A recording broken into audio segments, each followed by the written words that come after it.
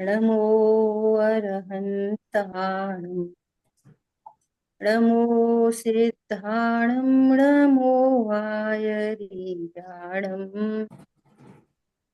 नमो उवचायाणं नमो लोये सवस्ताहुणम्। हम लोग स्वाध्याय कर रहे हैं चर्चा चैतन्य की। नहीं। आदरणीय युगल जी बाबू जी की चर्चा कुछ साधर्मियों के साथ। इसमें अपन स्वाध्याय कर रहे हैं चर्चा क्रमांक 1। कल अपन ने शुरू से और करंट टॉपिक तक रिवीजन किया। आज अपना विषय आ रहा है इंद्रिय ज्ञान और अतीन्द्रिय ज्ञान का स्वरूप। बहुत इंपॉर्टेंट चर्चा है, हमें ये सब समझना चाहिए। नहीं। देखो क्या करें। अब प्रश्न यह है कि इंद्रिय ज्ञान और अतीन्द्रिय ज्ञान की क्या स्थिति है। इंद्रिय ज्ञान किसे कहना, अतीन्द्रिय ज्ञान किसे कहते हैं, है ना। ये बात अपनी यहाँ पर आ रही। अब सुनो, पहली बात तो यह है कि इंद्रिय ज्ञान असल में होता ही नहीं। नहीं। इंद्रिय ज्ञान नाम की चीज पूरी दुनिया में नहीं होती। ख्याल में आई बात। नहीं। निगोद से लगाकर सिद्धों तक जितना भी ज्ञान है वह सारा ही ज्ञान अतीन्द्रिय है। क्योंकि ज्ञान को इंद्रिय होती ही नहीं है, ज्ञान को इंद्रिय होती ही नहीं है। ख्याल में आ रही बात। नहीं। निगोदिया को कौन सा ज्ञान है, इंद्रिय ज्ञान के अतीन्द्रिय ज्ञान? अतीन्द्रिय। अतीन्द्रिय। अब देखो, ये इंद्रिय ज्ञान अतीन्द्रिय ज्ञान बात किधर से आई, इसको समझते हैं। अब हम इंद्रिय ज्ञान उन संयोगों की ओर से माने, पांच इंद्रिय और मन का जो संयोग होता है, तो इधर तो ये संयोग होता है, उधर वो ज्ञान व्यापार करता है, परंतु यह कमजोरी का लक्षण है। समझो, बहुत शांति से समझो। आत्मा अमूर्तिक है। देखो, आत्मा तो आत्मा तो ज्ञान स्वरूपी है। अब ज्ञान स्वरूपी आत्मा को अमूर्तिक, नास्ती से कह रहे हैं अमूर्तिक, मतलब मूर्तिक नहीं है। अतीन्द्रिय अर्थात इंद्रिय गम्य नहीं है। आत्मा में इंद्रियां नहीं है, इंद्रियों से गम्य नहीं है, इंद्रियों के द्वारा जानता नहीं है। इस पूरे का नाम है अतीन्द्रिय। ख्याल में आ रही बात। देखो, नहीं ख्याल में आई और समझो। चीनी मिठासमयी है। चीनी कैसी है? मिठासमयी। आत्मा कैसा है? ज्ञानमयी। ठीक है। अब चीनी को बोलो कि चीनी अखारी है। समझ में आ रही बात। चीनी अखारी है, चीनी अखट्टी है। समझ में आ रही है। ऐसा बोल रहे हैं। आत्मा, आत्मा अतीन्द्रिय है। इंद्रियों की तरफ से इंद्रियों की नास्ती करने के लिए ये शब्द है अतीन्द्रिय। इस शरीर, शरीर को कहते हैं ना, शरीर शरीर शरीर शरीर, तो कहेंगे आत्मा अशरीरी है। ऐसे अशरीरी नाम का कोई गुण नहीं है आत्मा में।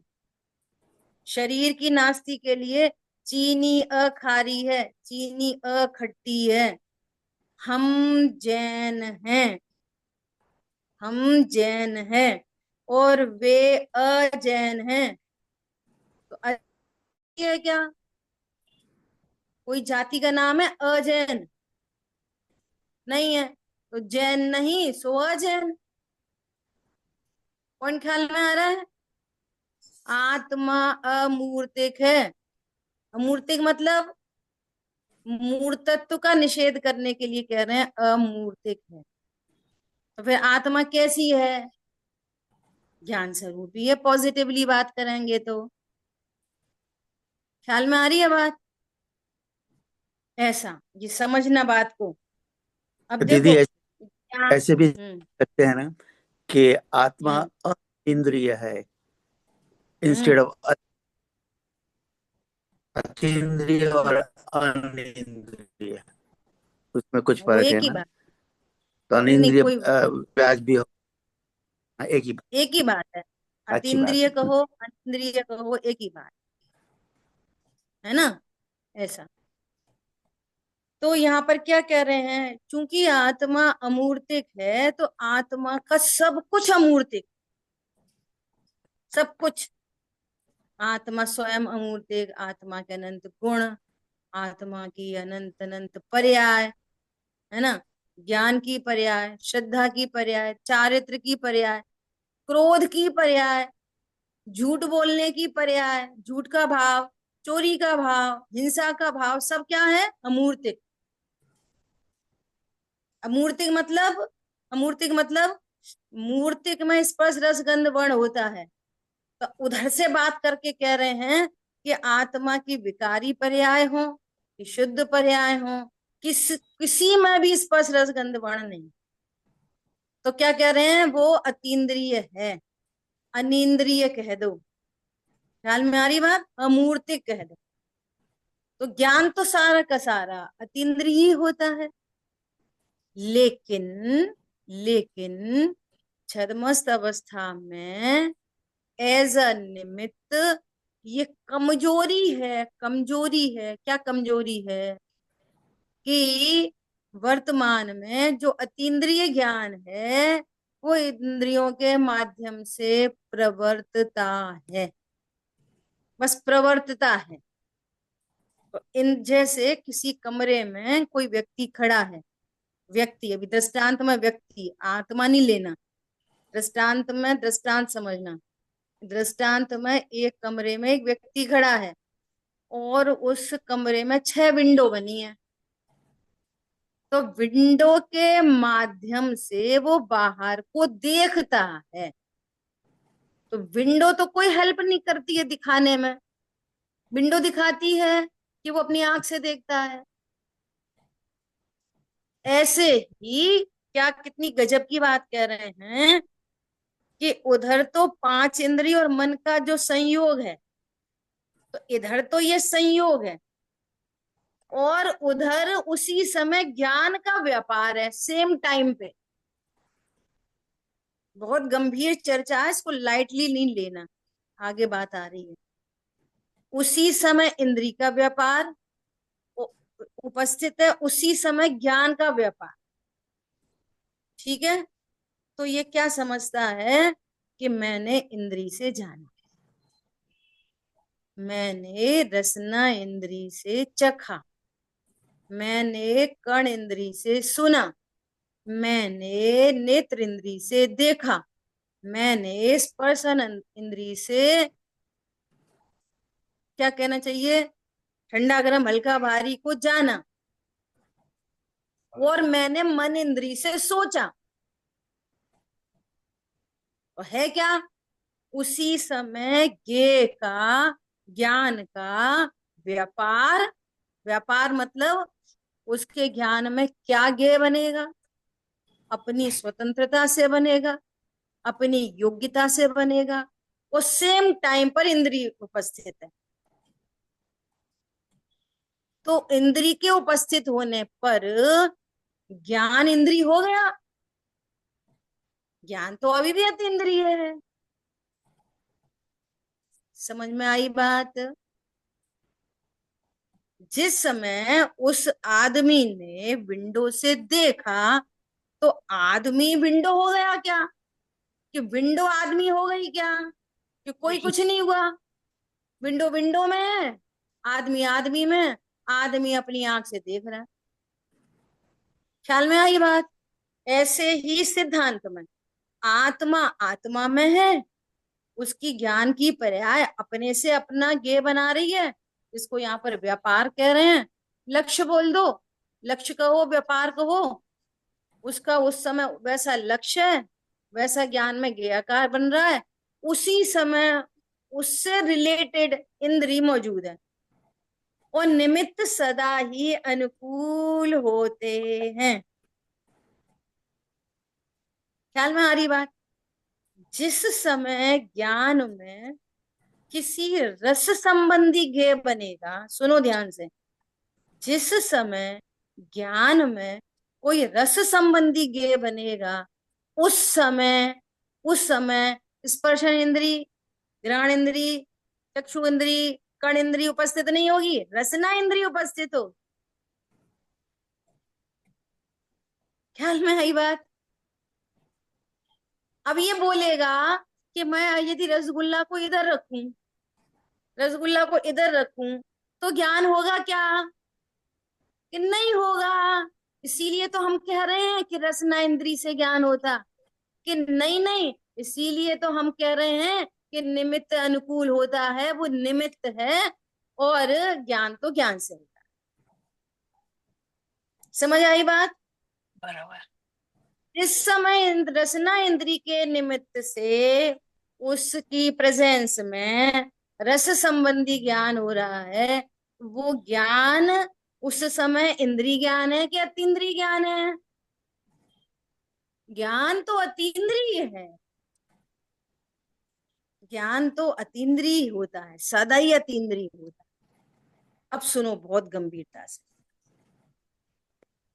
क्या सुनो गंभीरता से? जैसे हमने स्वाध्याय के माध्यम से, सीडी के माध्यम से हमने इस वस्तु स्वरूप को जाना, है ना। हम जिनवाणी पढ़ रहे हैं तो नेत्र इंद्री निमित्त बन रही है, कोई सुन रहे हैं तो कर्ण इंद्री निमित्त बन रही है, और जानना तो प्रति समय ज्ञान से ही हो रहा है।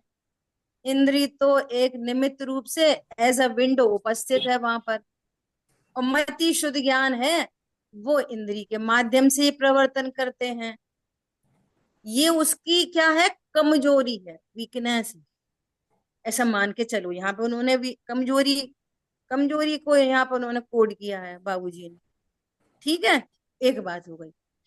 अब जब जब हम अब सुनो, हम सुन भी नहीं रहे और हम देख भी नहीं रहे, न सुन रहे न देख रहे।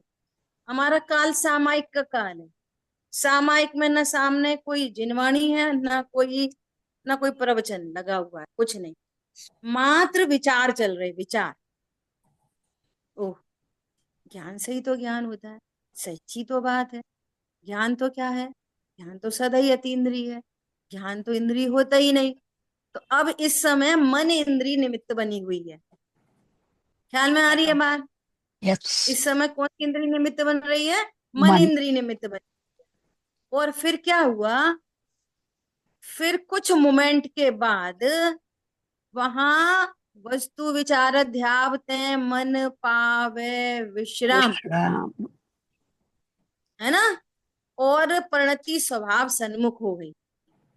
तो इस स्वभाव सन्मुखता के काल में इस स्वभाव सन्मुखता के काल में न तो बाहर में कोई इंद्री, पांच इंद्री निमित्त बन रही है, न मन इंद्री निमित्त बन रही है, और ज्ञान ने अब किसी इंद्री का सहारा नहीं लिया।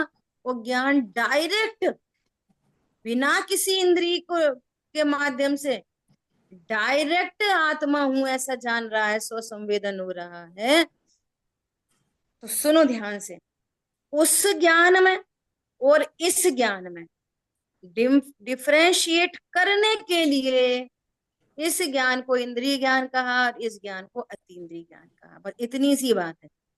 उस समय भी ज्ञान अतीन्द्रिय है, इस समय भी ज्ञान अतीन्द्रिय है, लेकिन दोनों में डिफरेंस कैसे क्रिएट करें? तो इसका नाम रखा इंद्रिय ज्ञान। जब इंद्रियां उपस्थित निमित्त बन रही है तब, और जिस समय कोई इंद्रिय निमित्त नहीं बन रही है, वो अपने आत्मदेशों से डायरेक्ट जान रहा है, तो दोनों ज्ञान में डिफरेंशिएशन करने के लिए एक को इंद्रिय ज्ञान कहा, एक को अतीन्द्रिय ज्ञान कहा। समझ में आ रही है बात?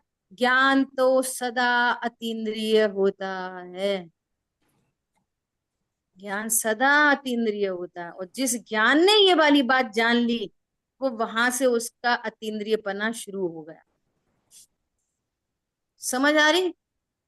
मुझे कर्म के क्षोभशम से ज्ञान हो रहा, मुझे ज्ञेयों से ज्ञान हो रहा, गुरुजी पढ़ाएंगे तभी तो ज्ञान होएगा, प्रकाश होएगा तभी तो ज्ञान। ये उसकी सारी भ्रांति मिट गई, पूरी भ्रांति मिट गई।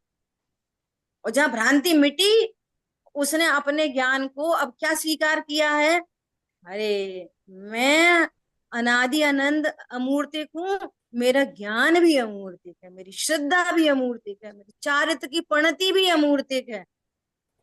जैसे ज्ञान इंद्रिय अतीन्द्रिय नहीं होता, इसी प्रकार सुख भी इंद्रिय और अतीन्द्रिय नहीं होता। क्या बोला? सुख भी कैसा होता है? अतीन्द्रिय। अतीन्द्रिय ही होता है। अच्छा, तो जिस समय रसगुल्ला खा रहे, टीवी देख रहे, मंदिर जा रहे, प्रवचन सुन रहे, उस समय हमें इतना सुख सुख लग रहा है, बहुत सुख लग रहा है, तो वो सुख क्या है? वो अतीन्द्रिय सुख हो गया क्या? अब वो भ्रांति पड़ी हुई है ना, ये तो इंद्रिय सुख है। वो तो अतीन्द्रिय सुख तो आत्मानुभूति में होता है, तो आत्मानुभूति वाला सुख अतीन्द्रिय है, और अभी तो हमको इंद्रिय सुख है। नहीं नहीं प्रभु, तुझे अभी भी अतीन्द्रिय सुख है। समझ आ रही बात? क्यों क्यों अतीन्द्रिय सुख कैसे है अभी भी? कि टीवी देखने के काल में, रसगुल्ला के काल में जो सुख आ रहा है, वो सुख चारित्र गुण की विकारी पर्याय है। वो सुख रसगुल्ला में से, टीवी में से नहीं आ रहा।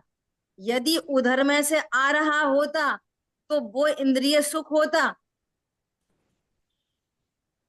वो भी मेरे ही चारित्र गुण की विकारी पर्याय है। टोडरमल जी ने बोला है, कुत्ता हड्डी चबाता है तो खून तो आ रहा है अपने जबड़े में से, और समझ रहा है बस के हड्डी में से खून आ रहा है, इसलिए वो हड्डी को चूसता है।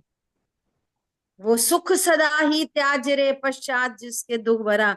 और जैसी वो हड्डी छूटती है ना, तो फिर जलन होती है। ख्याल में आ रही है बात?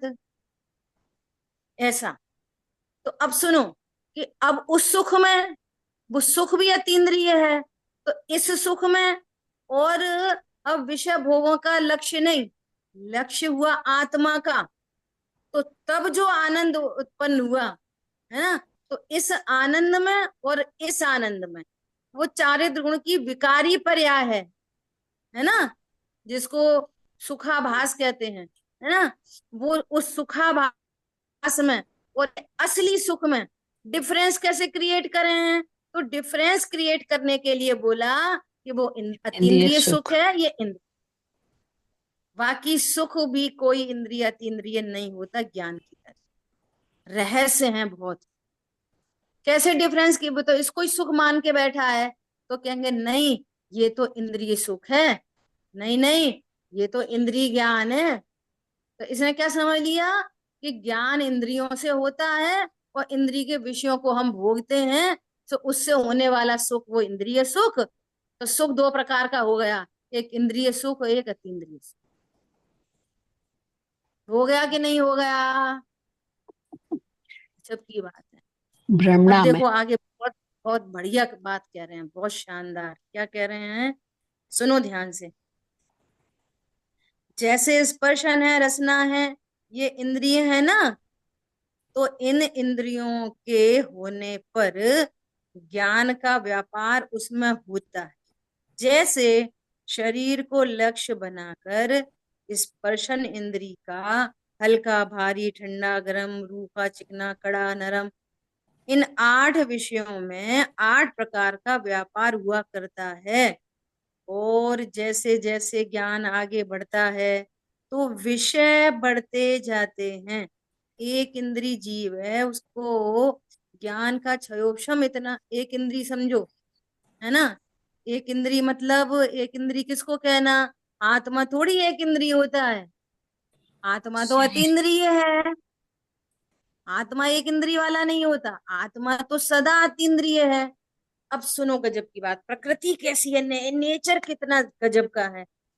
इस जीव ने परिपूर्ण भगवान आत्मा होने पर भी ज्ञान की इतनी विराधना की, ज्ञान का इतना मिसयूज किया, इतना मिसयूज किया कि उसको ऐसा ज्ञानावणी कर्म का बंध हुआ कि इसका क्षयोपशम अत्यंत हीन हो गया। क्या हो गया, क्षयोपशम हीन हुआ, भगवान आत्मा हीन नहीं हुआ। गजब की बात, भगवान आत्मा अभी भी परिपूर्ण सिद्धों जैसा, भगवान आत्मा वैसा कहीं वैसा। और ज्ञान की पर्याय का और ज्ञानावणी कर्म का निमित्त नैमित्तिक संबंध होने से ज्ञान में अत्यंत हीनता हुई। तो अत्यंत हीनता होने पर उसको बाहर में अब संयोग शरीर कैसा बनेगा, जिसमें सिर्फ एक इंद्रिय हो। 2 इंद्रिय मिल जाए और ज्ञान का प्रवर्तन होए नहीं इंद्रिय में, तो रसना इंद्रिय फालतू बेकार जा रही है, तो प्रकृति में मिलती ही नहीं, फालतू बेकार प्रकृति में नहीं जाती कोई चीज। समझ में आ रही है बात। हाँ जी हाँ। इसको संयोग कैसा बनेगा, एक इंद्रिय का संयोग, एक इंद्रिय का।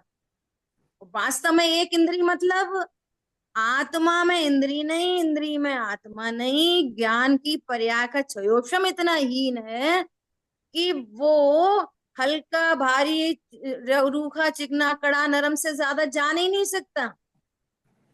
क्षयोपशम इतना हीन है। गुलाब का फूल, गुलाब का फूल इतना सुगंधित है ना, वो कितना सुगंधित है ये गुलाब के फूल को पता ही नहीं। सुगंधित तो तब पता चलता जब उसको घ्राण इंद्री मिलती। ख्याल में आ रही है बात। आम कितना मीठा ये आम को पता नहीं, क्यों, रसना इंद्री नहीं। अरे समझ में आ रही बात, नहीं आ रही।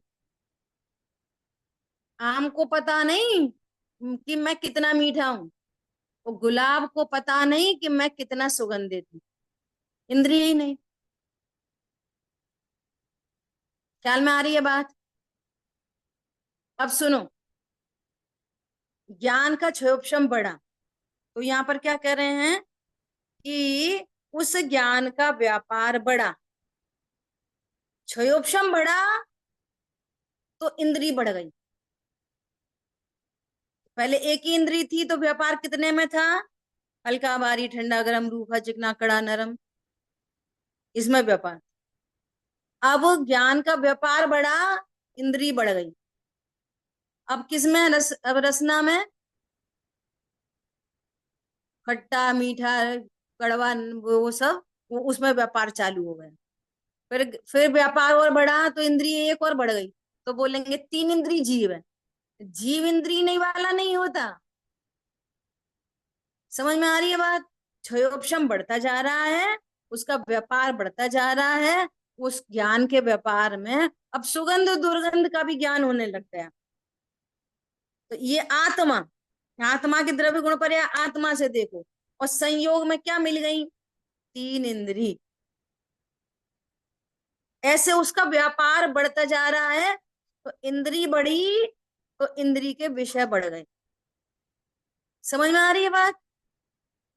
ऐसा भाव इंद्री, द्रव्य इंद्री, इंद्री के विषयभूत पदार्थ, ऐसे आपस में निमित्त नैमित्तिक संबंध बनता चला जा रहा है।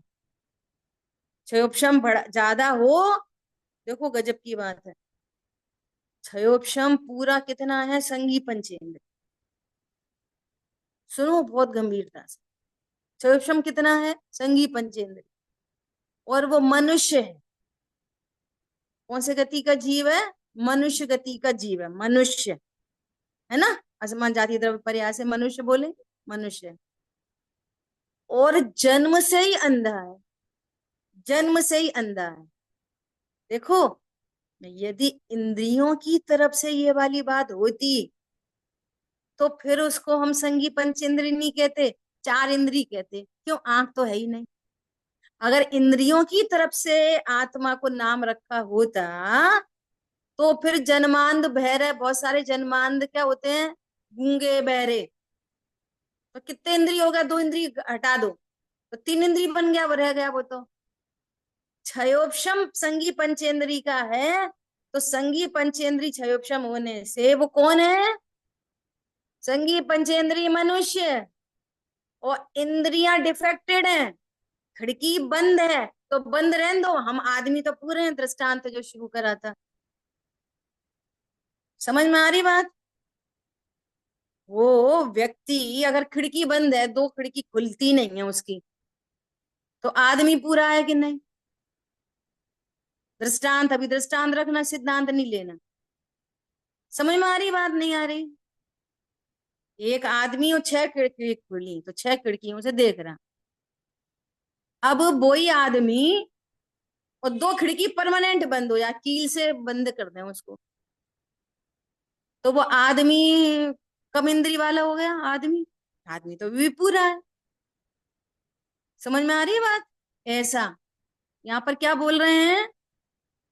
इंद्रिया, व्यापार बढ़ा, इंद्री बढ़ी तो विषय बढ़ गए। लेकिन वो ज्ञान कौन है? इंद्री बढ़ जाने से, इंद्री के अतीन्द्रिय स्टिल अतीन्द्रिय। ख्याल में आई बात? एक मिनट, क्या बोल रहे हैं? और उसमें व्यापार भी हो, जैसे जैसे ज्ञान आगे बढ़ता है तो विषय बढ़ते हैं और उसमें व्यापार भी होता है। क्योंकि वो इंद्रियां हो तब ही वो ज्ञान होता है, लेकिन इंद्रियों से नहीं होता। इंद्रियां हो, ये घनिष्ठ निमित्त नैमित्तिक संबंध। इंद्रियां हो तभी वो व्यापार होता है, लेकिन इंद्रियों से नहीं होता,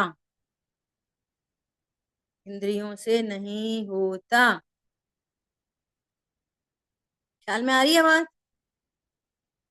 रात में कोई आवाज नहीं है, कोई आवाज नहीं है ना। इंद्रियां शिथिल पड़ती हैं, इंद्रियों को रेस्ट चाहिए, आत्मा को रेस्ट नहीं चाहिए। सोना शरीर की तरफ से कहा जाता है, सो रहे हैं। आत्मा कभी सोती नहीं, है ना। और उस समय कुछ कोई आवाज नहीं, और सपने में आवाज सुनाई दे रही, वो हमें बहुत तेज बुला रहे हैं, बहुत तेज तेज आवाज आ रही है, और हम उठ नहीं पा रहे, हम जा नहीं पा रहे। जैसे सपने आते हैं ना, रसगुल्ला है नहीं, वो सपने में रसगुल्ला चल रहा है। इसका मतलब क्या हुआ? ज्ञान अतीन्द्रिय है। सो, जगो, उठो, बैठो, नाचो, कूदो, वॉट एवर, कुछ भी, सोने के काल में भी ज्ञान अपने गेय आकार की रचना करता ही रहता, करता ही रहता, करता ही रहता। इंद्रियां उपस्थित हो, मत हो, कम हो, ज्यादा। नहीं तो सोने के समय, सोने के समय क्या होना चाहिए? ज्ञान इक्वल टू 0। इंद्रियां का कोई व्यापार नहीं चल रहा, सारी इंद्रियां रेस्टिंग कंडीशन में है, तो फिर ज्ञान तो होना ही नहीं चाहिए। तो ज्ञान क्या हो जाएगा? 0 हो जाएगा, और ऐसा कभी होता नहीं। दूसरी बात, दूसरी बात, इंद्रियों से कोई हिंसा नहीं हो रही सोने के कारण, कोई झूठ वचन नहीं हो रहे, कोई चोरी नहीं हो रही। और यदि आपको अब तक सम्यक तो नहीं हुआ, अनंतानुबंधी का अभाव नहीं हुआ, तो सोने के काल में भी हिंसा, झूठ, चोरी, कुशील, परिग्रह, क्रोध, मान, माया, लोभ, सारे परिणामों का बंद होगा। नहीं तो सोने के काल में तो वीतरागी हो गए, कोई परिणाम ही नहीं है सोने के काल में। समझ में आ रही बात? तो वीतरागता के लिए क्या करो? सबसे बढ़िया ध्यान हो जाएगा सोना। उस समय ना कोई फालतू ज्ञान है और ना कोई राग है। ख्याल में आ रही बात? ऐसे लोग कोमा की स्टेज बोलते ना, कोमा में कोमा में कोमा में, वो तो सुन नहीं रहे, वो तो कोमा के काल में भी जीव संगी पंचेंद्री है तो संगी पंचेंद्री ही रहता है। शरीर के माध्यम से परिणामों की व्यक्ति बंद हो जाती है, व्यक्त नहीं हो रहा, लेकिन जब तक मरण नहीं हुआ तब तक वो संगी पंचेंद्री ही है। हर समय उसको ज्ञान भी हो रहा है, उस संबंधी कषाय, तीव्र कषाय, मंद कषाय, जैसा जैसी उसकी योग्यता है वैसा चल रहा है कोमा की स्टेज में भी। समझ में आ रही है?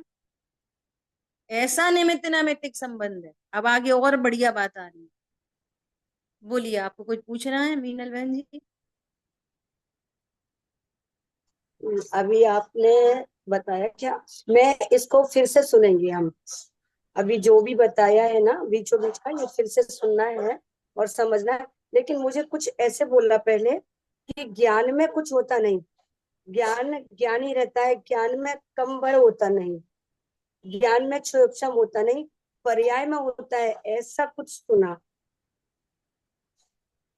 तो वो क्लियर जैसे करना है और फिर से सुनेंगे और तो पहले ज्यादा सुनना बढ़िया फिर जाएगा। प्रश्न होगा तो पूछना। हाँ हाँ, हाँ बोलिए। बिल्कुल बिल्कुल। हम्म फिर भी अगर जी समझ में नहीं आए तो प्रश्न पूछना। हाँ बोलिए। हाँ, लेकिन क्या ज्ञान पर्याय में, ऐसा ज्ञान, बोला कि हाँ पर्याय में जो भी ज्ञान हाँ उत्पन्न होता है वो अपने से उत्पन्न होता है, उसमें कर्म का और बाहर के ज्ञेयों का कुछ चलता नहीं। अब शब्द कुछ भी दूसरे हो सकते हैं, आप पहले सुनना, आप ठीक क्या ठीक, पूछना चाह रहे हो मुझे ख्याल में नहीं आ रहा। ठीक है, हाँ बोलिए बिल्कुल। दीदी, बोलिए। जी अभी यहाँ पर शब्द आया भावेंद्री, है ना? तो हम्म भावेंद्री उस ज्ञान की पर्याय को ही कहा जा रहा है ना, जो इंद्रियों के निमित्त से प्रवर्तन कर रही है। भाई आंख के बिल्कुल निमित्त से बिल्कुल। हुआ तो उसको, मतलब आंख के निमित्त से जो ज्ञान हुआ उसको भी भावेंद्री में ही डालेंगे। ज्ञान, वो ज्ञान की पर्याय आत्मा की ही है पूरी तरीके से। बराबर बराबर, वो भाव जी। दे। ठीक है। अब इंद्री नाम देना उसको कितना मजबूरी है, इसलिए उसको क्या बोल रहे हैं, भाव। जीव की पर्याय, ज्ञान की पर्याय। देखो जिनवाणी में कितने मिक्स कथन है, आप विचार करें। क्या बोल रहे हैं उसको, इंद्री है, भाव इंद्री, और आत्मा है अतीन्द्रिय, ज्ञान भी अतीन्द्रिय। और बोल क्या रहे हैं, ज्ञान की पर्याय तक को भाव इंद्रिय बोल। वो भाव इंद्रिय, ये ये जो पांच इंद्रिय हैं ये द्रव्य इंद्रिय, और इनके निमित्त से जो कुछ भी जानना होता है वो क्या है, इंद्रिय के विषयभूत पदार्थ। सुनना, तो वहां 31 नंबर की गाथा समय सार में क्या कह रहे हैं कि जो ज्ञान पर को लक्ष्य करता है वो भाव इंद्री भी मैं नहीं, मैं क्षयोपशम ज्ञान भी नहीं, मैं तो क्षयोपशम में ज्ञान भी नहीं, मैं तो ध्रुव हूं बस। तो वहां पर उस ज्ञान की पर्याय का भी निषेध करते हुए ध्रुव को मुख्य की।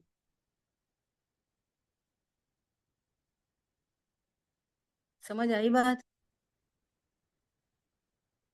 अब मुझे आज शाम से इतना आनंद आ रहा है, क्या आनंद आ रहा है कि वहां पर शिविर में जो सेटिका की गाथाएं चली ना, वो सुबह से मेरे दिमाग में वही वही वही वही घूम रही है। फिर शाम को मैंने उसको वो प्रवचन निकाले, वो प्रवचन पढ़ा, वो गजब ही हो गया। आप विचार करो, मैं इसको पढ़ रहे हैं अपन या पढ़ा रहे हैं, और वो ही घूम रहा है। इसलिए वो उस विकल्प को शांत करने के लिए मैं थोड़ी सी चर्चा करती हूँ, वापस अपन विषय पे आएंगे जिससे वो किल हो जाए। देखो वहां क्या कह रहे हैं, ये भाव इंद्री से बात ख्याल में आ गई वापस। वहां क्या कह रहे हैं कि ज्ञान करता तो है ही नहीं, ये तो बात ही खत्म है, कर्ता पने की बात तो ही खत्म। ठीक है, ज्ञाता सो करता नहीं, करता सो ज्ञाता। दो द्रव्यों के बीच में अत्यंत अभाव है। ये तो अब समझो कि जहां पर अपन खड़े हैं उस एंगल से बात करें तो ये स्थूल बात हो गई कि आत्मा पर का करता है। अब ये स्थूल बात हो गई, ठीक है। सूक्ष्म बात क्या है कि पर का ज्ञाता भी नहीं। ध्यान से सुनना, शांति से, किसी से कहना नहीं। क्या कह रहे हैं? ओ ये क्या, आप ज्ञाता भी नहीं, हद कर दी। आत्मा पर का ज्ञाता भी नहीं, हद नहीं हो गई है? सुनो, अब ये हद छोड़ दो। अभी वो कह रहे हैं कि आत्मा स्व का ज्ञाता भी नहीं। लो अब अब तो बिल्कुल ही मर गए। बोलो, आत्मा तो बस आत्मा है। अब स्व को जाने, पर को जाने। सुनो, ज्ञान की अब एक तो ध्रुव, अब मजबूरी है ध्रुव को बताने के लिए ज्ञान खड़ा करना पड़ता है। भेद सो व्यवहार, इधर ही व्यवहार खड़ा हो गया। अब समस्याएं पता कहाँ आ रही हैं कि पर को जानते ही नहीं, ये व्यवहार से कह रहे व्यवहार है, पर को जानते ही नहीं व्यवहार है। भैया, व्यवहार चार प्रकार के हैं, चार प्रकार के व्यवहार का वेटेज अलग अलग है। आप ये क्यों नहीं पकड़ पा रहे? जैसे आत्मा को पत्नी बच्चों वाला कहना, ये ये तो 100% अभूतार्थ है।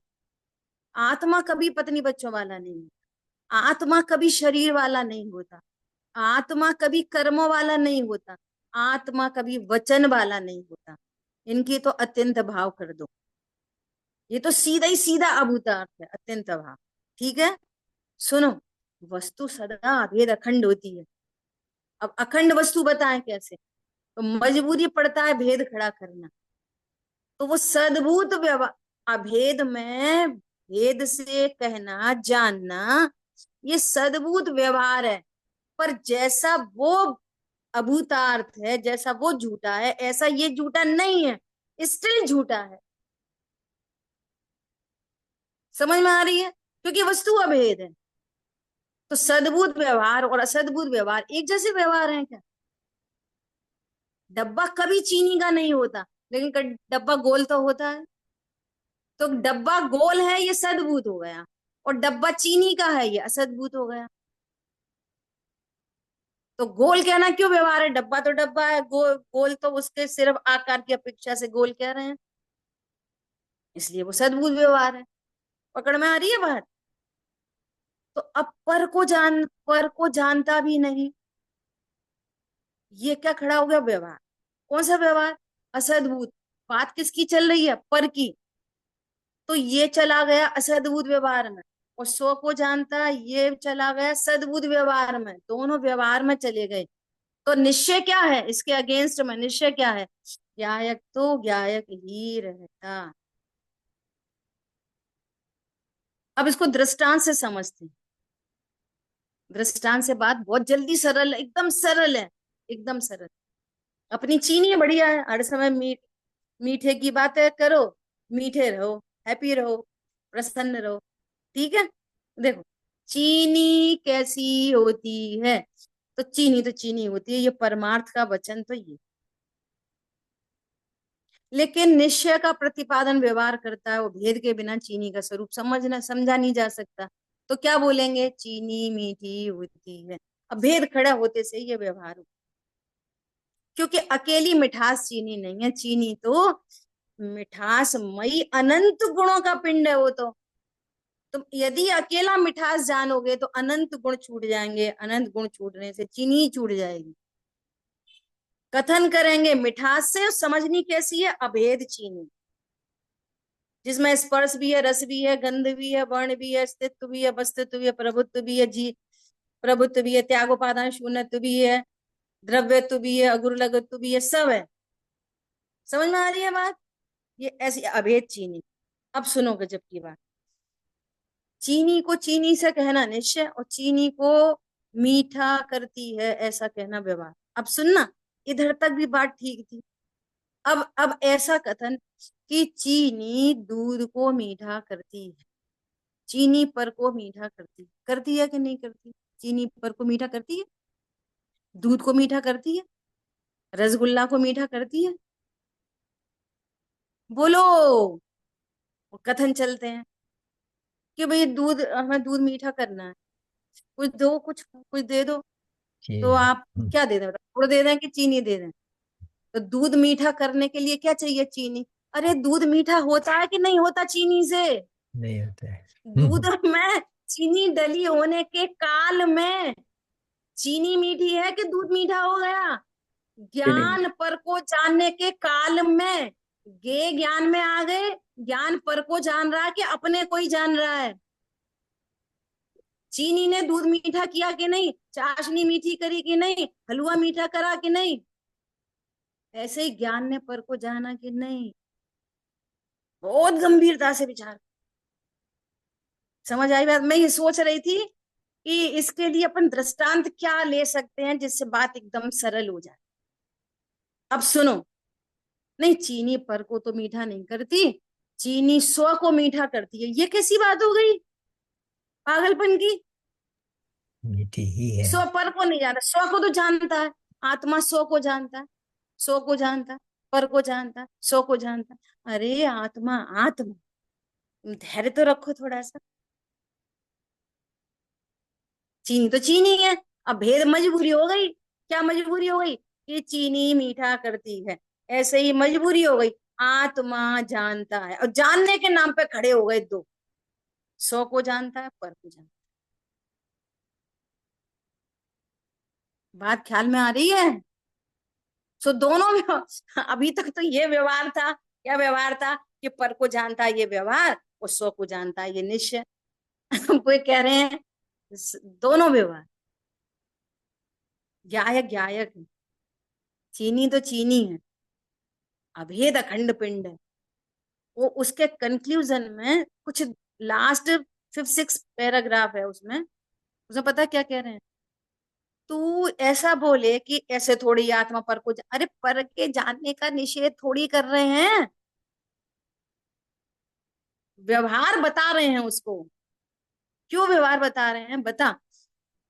तेरे को ये प्रसिद्ध हो जाए कि आत्मा पर को जानता है, चल पर को जानता है, ये बता लाभ क्या हुआ? किस प्रयोजन की सिद्धि हो रही है? तुम्हें ज्ञान सिद्ध करना है, तुम्हें राग सिद्ध करना है, तुम्हें कर्म सिद्ध करने हैं, कि तुम्हें परमात्मा सिद्ध करना है? इस परमात्मा की सिद्धि किससे हो रही है ये बताओ। समझ में आ रही है? आपका साध्य कौन है? साध्य ज्ञान है, साध्य राग है, साध्य कर्म है। ये साध्य एक समय की पर्याय है। कौन है साध्य? अरे ये कह रहे छायक भाव ही भिन्न देखे। तू कहाँ पर को जानता, पर को जानता, पर को जानता, पर को जानते में लगा पड़ा फालतू। किसकी सिद्धि हो रही है इससे? किस बात की सिद्धि हो रही है? पर को जानने के काल में भी आत्मा सिद्ध होना है कि पर सिद्ध होना है? ये बताओ पहले। सिद्ध किसको करना है? तुम्हारा साध्य कौन है? इतनी गजब की गाथा वहां पे चल रही थी ना वो गाथा। तो थोड़ा थोड़ा सा चलता है, 20 मिनट चल गई क्लिपिंग, वो चल गई। अरे पानी, अग्नि पानी को गर्म करती है कि नहीं करती? अग्नि पानी को छूती भी नहीं है। अब विचार करो, ये वाली बात बाहर तो बोल ही नहीं सकते। उन्होंने बोला गुरुदेव श्री ने कि कोई पागल ही कहेगा कि तुम पागल हो गए क्या, कि पानी वो अग्नि को छूता नहीं है, वो गर्म हो जाता है। पागल हो गए क्या? कि दुनिया पागल कहेगी अग्नि पानी को छूता नहीं है, और पानी गर्म अपनी योग्यता से हुआ है, और उसमें वो निमित्त है। आप इस पॉइंट पे बहुत गहराई से विचार करना। हमें फिर भी ऐसा लगा रहता है कि अग्नि अग्नि से ही तो पानी गर्म होएगा, अग्नि से ही तो गर्म होएगा, अग्नि से ही तो गर्म होएगा। निमित्त बोलेंगे नहीं, वो निमित्त है, निमित्त है, निमित्त है। और अंतरंग में कर्ता क्रम लगा रहेगा। आप अग्नि से निरपेक्ष रहते हुए, बस 1 मिनट में बात खत्म करती हूँ। अग्नि से निरपेक्ष रहते हुए, थोड़ी देर के लिए अग्नि को गौड़ रखते हुए, पानी की उस पर्याय को देखो जिस पर्याय में अपने क्रमबद्ध में उसकी स्पर्श गुण की पर्याय में उष्णता रूप विकार होना था, उसमें अग्नि निमित्त है। वो उष्णता रूप विकार अपने क्रमबद्ध में पानी का है। समझ में आ रही है बात? ऐसी ज्ञान में बनने वाला गे आकार, गे से निरपेक्ष अपनी क्रमबद्धता में वो गे आकार है। गेयों का उसमें कुछ भी नहीं है, दूर दूर दूर दूर दूर तक। और कैसा भी गे आकार बने, परमात्मा परिपूर्ण है। परमात्मा परिपूर्ण है, परमात्मा परिपूर्ण है। मैं परिपूर्ण हूं, मैं सदा परिपूर्ण हूं, सदा परिपूर्ण हूं। समझ में आई बात? बड़े बड़े लोगों की बड़ी बड़ी बातें समझने के लिए हमको भी अपने ज्ञान को बड़ा ही बनाना पड़ेगा। ख्याल में आ रही है बात? छोटे ज्ञान से बड़ी बात समझ में नहीं आई।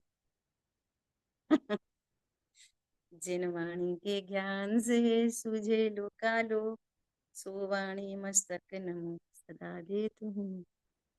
बोलिए द्वाशामयी जिनवाणी माता। जय हो। जय हो। जय जिनेन्द्र, बहुत सुंदर। जय थैंक यू। जिनेन्द्र। जय जिनेन्द्र। इति बात घूरता है।